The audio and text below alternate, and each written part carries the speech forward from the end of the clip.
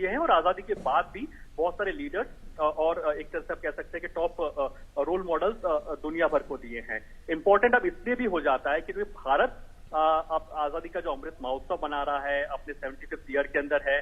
तो भारत के जो कमिटमेंट्स हैं, भारत के जो ग्लोबल लीडरशिप रोल में जो भारत लेने को तैयार है, जो 2047 का मैं बार बार जिक्र कर रहा हूं, तो उसमें इन इंस्टीट्यूशंस का भी बहुत इंपॉर्टेंट रोल रहता है कि दिल्ली यूनिवर्सिटी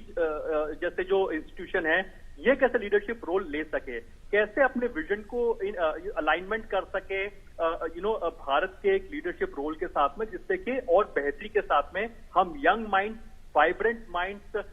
को डेवलप कर सके। और यही वजह कि प्राइम मिनिस्टर नरेंद्र मोदी का विजन इसमें बहुत इंपॉर्टेंट रहने वाला है, क्योंकि पोस्ट कोविड पैंडेमिक टाइम के अंदर, ऐसे समय में जब भारत 5th लार्जेस्ट इकोनॉमी है, ऐसे समय में जब भारत का शेयर बाजार ऊंचाइयों पर है और जो दुनिया भर के जो फॉरेन इन्वेस्टर्स हैं वो भारत पर दाव लगाने को तैयार हैं, आज जो दुनिया की बड़ी बड़ी कंपनीज हैं, चाहे फॉक्सकॉन का उदाहरण ले लीजिए, एप्पल का उदाहरण ले लीजिए, ये भारत में अपनी एस्टैब्लिशमेंट को, अपनी कैपेसिटी को बढ़ाने को तैयार है, क्योंकि भारत के यंग माइंड और यंग टैलेंट पर दाव लगाने को तैयार है। आज प्राइम मिनिस्टर मोदी उस समय में डीयू को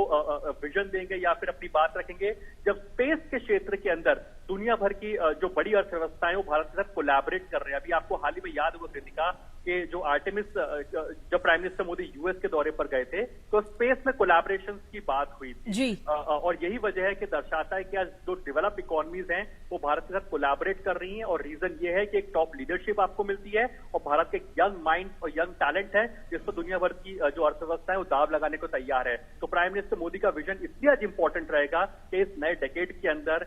जब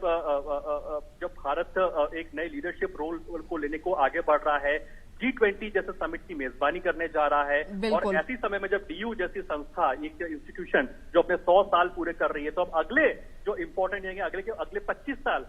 में डीयू जैसे संस्थान के क्या कुछ बड़े कमिटमेंट्स हो सकते हैं, क्या ग्लोबल कमिटमेंट्स हो सकते हैं जिससे कि वो इंपॉर्टेंट विजन के तहत आगे आ सके। तो इन तमाम चीजों के लिए प्राइम मिनिस्टर मोदी का जो एड्रेस होगा काफी इंपॉर्टेंट रहेगा, और प्राइम मिनिस्टर नरेंद्र मोदी का जो यंगस्टर्स के साथ कनेक्ट है, तो कहते हैं pictures speak louder than words, तो जाहिर तौर पर जो तस्वीरें हैं वो अपने आप में काफी कुछ कह रही हैं। जी अरुण, आज प्रधानमंत्री नरेंद्र मोदी जब दिल्ली यूनिवर्सिटी पहुंचेंगे तो क्या कुछ कार्यक्रम रहेंगे और कितनी देर में वहां पर पहुंचेंगे पीएम?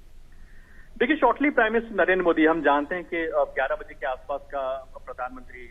का जो काम जो शेड्यूल है, हम जानते हैं कि प्राइम मिनिस्टर मोदी ने मेट्रो रूट किया है और prime minister Narendra Modi shortly वहां पर आपको अपनी स्क्रीन पर दिखाई देंगे। प्राइम मिनिस्टर नरेंद्र मोदी वहां पर एक तरह से एग्जीबिशन साइट को विजिट उनको करना है, और जो कई सारे इनिशिएटिव्स जो लिए हैं, जो नई टेक्नोलॉजीज जो डीयू लेकर के आई है, जो फैकल्टी को इस तरह से मॉडर्नाइज करती है, स्टूडेंट्स को मॉडर्नाइज करती है, तो मॉडर्नाइजेशन विद कल्चर,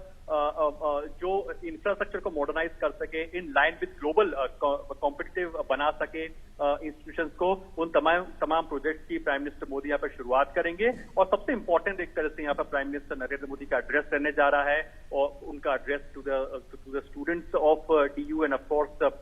ये भी इंपॉर्टेंट है क्योंकि डीयू कई सारे इनिशिएटिव्स लेता रहता है, और डीयू एक पायनियर या फिर एक प्रोमिनेंट इंस्टीट्यूशन है देश का, वहां पर किस तरह की बेस्ट प्रैक्टिसेस चल रही हैं